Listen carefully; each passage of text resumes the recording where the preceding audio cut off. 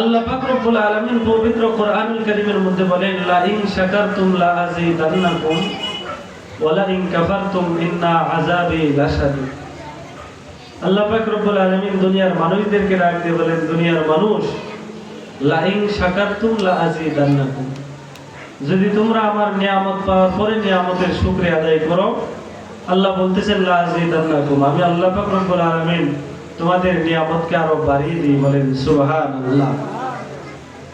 পক্ষান্তরে আল্লাহ পাক রব্বুল আলামিন একটু পরে গিয়েই বলেন, ওয়ালা ইন কাফারতুম, আর যদি তোমরা আমার নিয়ামত পাওয়ার পরে আমার নাশুকরিয়া করো, ইন্না আযাবি লাশাদীদ, মনে রাখো আমার আযাব বড়ই কঠিন।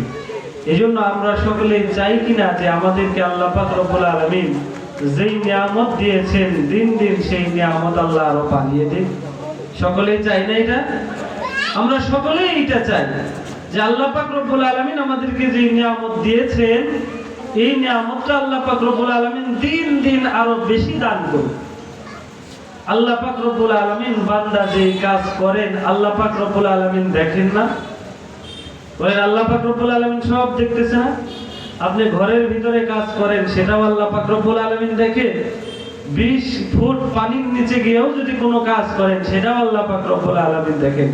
অর্থাৎ আপনি যেখানে যেই কাজ করেন না কেন, সব জায়গায় আল্লাহ পাক রব্বুল আলামিন বিরাজমান। আল্লাহ পাক রব্বুল আলামিন সব কিছু দেখতেছে। বলে কতটুকু আল্লাহ পাক রব্বুল আলামিন আমাদের কাছে? আল্লাহ পাক রব্বুল আলামিন পবিত্র কোরআনুল কারীমের মধ্যে ডাক দিয়ে বলেন, ওয়া হুয়া মাকুম আইনা মা কুনতুম, ও দুনিয়ার মানুষ, তুমি যেখানেই থাকো না কেন, মনে রাখো আমি আল্লাহ পাক রব্বুল আলামিন তোমার সাথে আছি। আমি আল্লাহ পাক রব্বুল আলামিন তোমার নিকটে আছি। কতটুকু সাথে, কতটুকু নিকটে? আমার আল্লাহ পাক রব্বুল আলামিন একটু পরে গিয়ে বলেন, আনা নাহনু আকরাবু ইলাইহি মিন হাবলিল ওয়ারিদ, বান্দা তোমার বডির মেন রগটা তোমার যত নিকটে, মনে রাখো আমি আল্লাহ পাক রব্বুল আলামিন তার চাইতে বেশি নিকটে। বলেন সুবহানাল্লাহ। আল্লাহ বলেন, বান্দা আমি তোমার সাথে আছি, তোমার নিকটে আছি। কতটুকু নিকটে? বলে আনা নাহনু আকরাবু ইলাইহি মিন হাবলিল ওয়ারিদ, বান্দা তোমার বডির মেন রগটা তোমার যত নিকটে, মনে রাখো আমি আল্লাহ পাক রব্বুল আলামিন তার চাইতেও বেশি নিকটে। অতএব কোনো গুনাহ করার সুযোগ আছে? বলেন, গুনাহ করার সুযোগ আছে?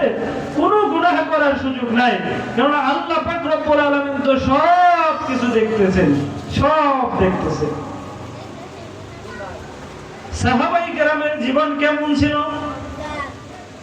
সাহাবায়ে কেরামের জীবন এমন ছিল, তারা আল্লাহ তাআলাকে ভয় পেয়ে দুনিয়ার সব কিছু ছেড়ে দিয়েছে। হযরতে ওমর ফারুক রাদিয়াল্লাহু তাআলা আনহুর জামানার একটা ঘটনা, তারা কত আল্লাহ পাক রব্বুল আলামিনকে ভয় পেয়েছে, আর আমরা কতটুকু আল্লাহ পাক রব্বুল আলামিনকে ভয় পাই। এক মহিলা তার মেয়েকে নিয়ে বসবাস করে, তাদের ঘরে কোনো পুরুষ মানুষ নাই, কামাই করার কোনো ছেলে মানুষ নাই। মহিলাদের একমাত্র আয়ের উৎস হলো যে তাদের একটা উট আছে, সেই উট থেকে দুধ দহন করে, সেই দুধ বিক্রি করে সেই দুধের উপরে তাদের সংসার চলে। একদিন হঠাৎ করে ওই উটের দুধ একটু কম হয়ে গেছে। এখন মা মেয়েকে ডাক দিয়ে বলতেছে, মেয়ে, আজকে যেই পরিমাণ দুধ হয়েছে, এই সামান্য দুধ বিক্রি করে আমরা আমাদের সংসার চালাতে পারবো না, এই দুধের সাথে তুমি পানি মিশিয়ে দাও। মেয়ে ডাক দিয়ে বলতেছে, বাবা, খলিফাতুল মুসলিমিন হযরতে ওমর ফারুক রাদিয়াল্লাহু তাআলা আনহু, তিনি তো দুধের সাথে পানি মিশ্রণ করতে নিষেধ করেছেন। মা ডাক দিয়ে বলে, মেয়ে, খলিফাতুল মুসলিমিন তো নিষেধ করেছে, এখানে খলিফাতুল মুসলিমিন তো আর দেখতেছে না। মেয়ে ডাক দিয়ে বলে, মাগো, খলিফাতুল মুসলিমিন যদি নাও দেখে, আমার রব আল্লাহ পাক রব্বুল আলামিন তো দেখতেছে। কত ভয় তাদের ভিতরে ছিল, আর আমাদের ভিতরে কোনো ভয় আছে? ভেজাল করতে আমাদের কোনো ভয় নাই। যত ভেজাল করতে পারে, সে তত বেশি ধনী হয়ে যায় তাড়াতাড়ি, কারণ যে ভেজাল করতেছে। এই জন্য মেরে মুহতারাম, দোস্ত, বুজুর্গ, সাহাবায়ে কেরাম আল্লাহ পাক রব্বুল আলামিনকে ভয় পেয়েছে, ভয় পাওয়ার মতো পেয়েছে।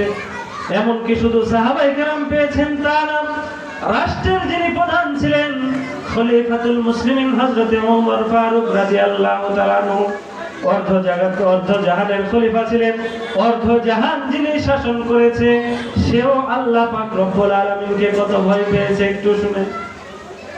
আমাদের দেশে একটা রীতিনীতি আছে, যদি কোনো ব্যক্তি মেম্বার হয়, চেয়ারম্যান হয়, উপজেলা চেয়ারম্যান হয়, এমপি হয়, তার ক্ষমতা দাপটে তার ক্ষমতায় মানুষ টিকতে পারে না।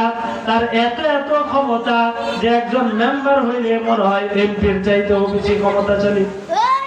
কিন্তু খলিফাতুল মুসলিমিন হযরত ওমর ফারুক রাদিয়াল্লাহু তাআলা আনহু কেমন তার আল্লাহর প্রতি তার কেমন ভয় ছিল বলে, খলিফাতুল মুসলিমিন হযরত ওমর ফারুক রাদিয়াল্লাহু তাআলা আনহু রাত্রি বেলা ঘুরে ঘুরে ঘুরে ঘুরে তার মহল্লার, তার সমাজে, তার এলাকায় এবং তার যে এরিয়া আছে এই এরিয়ার মধ্যে কে না খাওয়া আছে, কে কোন সমস্যার মধ্যে আছে, ঘুরে ঘুরে এই সমস্যাগুলি দেখতে থাকতেন। হঠাৎ করে হযরত ওমর ফারুক রাদিয়াল্লাহু তাআলা আনহু একবার রাত্রিবেলা ঘুরে ঘুরে দেখতেছে কার কি অসুবিধা আছে। এমন সময় ঘরের ভিতরে এক মহিলা একটা পাতিলের ভিতরে কি জানি দিয়ে সেটা জাল করতেছে, আর তার সন্তানেরা বারবার পাশ থেকে মা মা বলে চিৎকার করতেছে, বলতেছে মা গো আমার তো অনেক ক্ষুধা লাগছে, মা আমার একটু খাবার দাও, আমাদেরকে একটু খাবার দাও। বলে সন্তানরা কান্না করতেছে, কান্না করতে করতে করতে করতে করতে করতে এক পর্যায়ে ঘুমিয়ে যাচ্ছে, আবার ঘুম থেকে জাগ্রত হয়ে আবার খাবার চাচ্ছে। মা ডাক দিয়ে বলতেছে বাবা এই তো তোমাদের জন্য খাবার রান্না করতেছি, আর কিছুক্ষণ পরে খাবার হয়ে যাবে। এমন সময় হযরতে ওমর ফারুক রাদিয়াল্লাহু তাআলা আনহু খলিফাতুল মুসলিমিন ওই ঘরের ভিতরে গেছে, পর্দার আড়াল থেকে ডাক দিয়ে বলতেছে মা গো আপনি কি রান্না করতেছেন, আর আপনার সন্তানরা কেন বা কান্না করতেছে? মহিলা ডাক দিয়ে বলতেছে কে গো আপনি? বলে আমি এক মুসাফির, এই দিক দিয়ে যাচ্ছিলাম, যাওয়ার সময় দেখি আপনার সন্তানরা কান্না করতেছে, আর আপনি রান্না করতেছেন কি জানি জাল দিতেছেন, আর বলতেছেন এই তো খাবার হয়ে গেছে। মহিলা ডাক দিয়ে বলে মুসাফির, আমার স্বামী কিছুদিন আগে হযরত ওমর ফারুক রাদিয়াল্লাহু তাআলা আনহুর ডাকে যুদ্ধের ময়দানে গিয়ে শহীদ হয়ে গেছে। আজকে 3 দিন যাবত আমাদের ঘরে কোনো খাবার নাই, আমার সন্তানেরা 3 দিন যাবত খাবার চাচ্ছে, আমার সন্তানেরা 3 দিন যাবত না খেয়ে আছে, তারা আমার কাছে খাবার চায়, আমি তাদেরকে খাবার দিতে পারি না।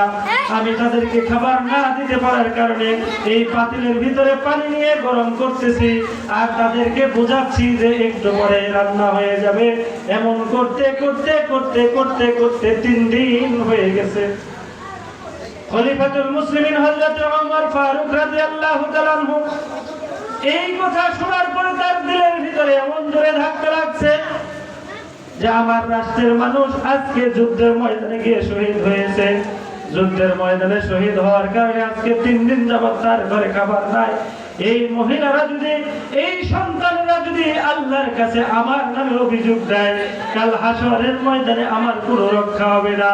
এজন্য খলিফাতুল মুসলিমিন হযরত ওমর ফারুক রাদিয়াল্লাহু তাআলা আনহু দৌড়ে চলে গেছে তার রাজ দরবারে, খাদ্যের গোডাউনে গিয়ে বলতেছে গোলাম আমারে তুমি আটার বস্তা কাঁধে উঠিয়ে দাও।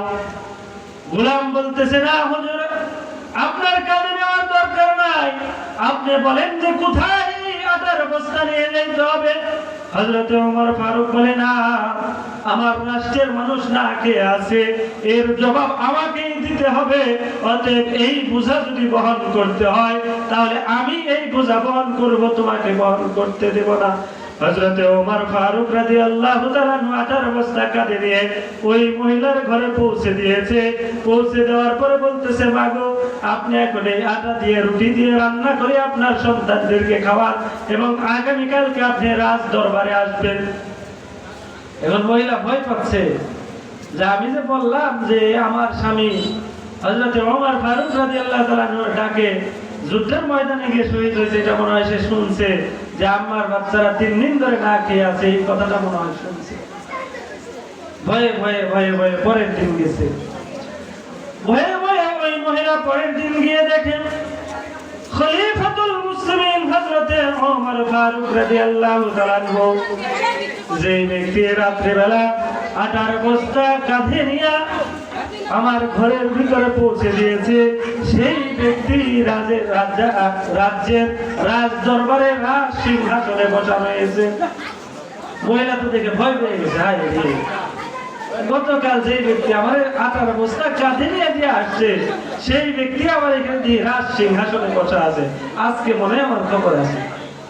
হযরতে ওমর ফারুক রাদিয়াল্লাহু তাআলা আনহু ডাক দিয়ে বলতেছে, মাগো, আমি এই রাষ্ট্রের ক্ষমতায়, আমি এই রাজ্যের আমির খলিফাতুল মুসলিমিন, আপনার খোঁজ খবর রাখতে পারি নাই, আপনার সন্তানের খোঁজ খবর রাখতে পারি নাই। মাগো, আমি ব্যর্থ হয়ে গেছি, আপনি আমাকে দয়া করে মাফ করে দিবেন। মাগো, আপনি আমাকে দয়া করে আল্লাহর কাঠ করে আমাকে দাঁড় করাবেন না। আজকে থেকে আপনার পুরো ফ্যামিলির দায়িত্ব আমি নিলাম, আমি খলিফাতুল মুসলিমিন আজকে থেকে পুরো পরিবারের দায়িত্ব নিয়ে নিলাম। বলেন সুবহানাল্লাহ। আর আমাদের যদি কোনো মেম্বার চেয়ারম্যান হয়তো কি কইতে, আমার নামে অভিযোগ, আমি রাষ্ট্রের প্রধানমন্ত্রী, আমি রাষ্ট্রের অমুক তমুক, আমার নামে অভিযোগ দিতেছে, ওর খবর আছে, আমার নামে অভিযোগ দিল কিনা। আর তারা কি করছে? এই জন্য বলছেন, অর্ধ জাহান করিল শাসন, দলির তখতে বসি। অর্ধ জাহান শাসন করছে দলের তখ্তের মধ্যে বসে। খেজুর গাছের ছাউনি, তার যে রাজদরবার ছিল খেজুর গাছের ছাউনি ছিল, অর্ধ জাহান শাসন করছে তারা। 18 তালির জামা গায়ে দিয়ে এরপরে তারা রাষ্ট্র শাসন করছে। আর আমাদের যদি কোনো ব্যক্তি ওয়ার্ড কমিটির 14 নাম্বার সভাপতি হয়, তারও টাকা পয়সার অভাব হয়। এই জন্য মেয়েরা মোহতারাম দুস্থ বুজুর্গ, আমি যেটা বুঝাইতে চাচ্ছিলাম যে আল্লাহ পাক রব্বুল আলামিন আসলে কেন আমাকে দুনিয়াতে পাঠাইছেন, আর আল্লাহ পাক রব্বুল আলামিনকে আমরা কতটুকু ভয় পাই, সাহাবায়ে কেরামরা কতটুকু আল্লাহকে ভয় পাইতেন, আর আমরা কতটুকু ভয় পাই।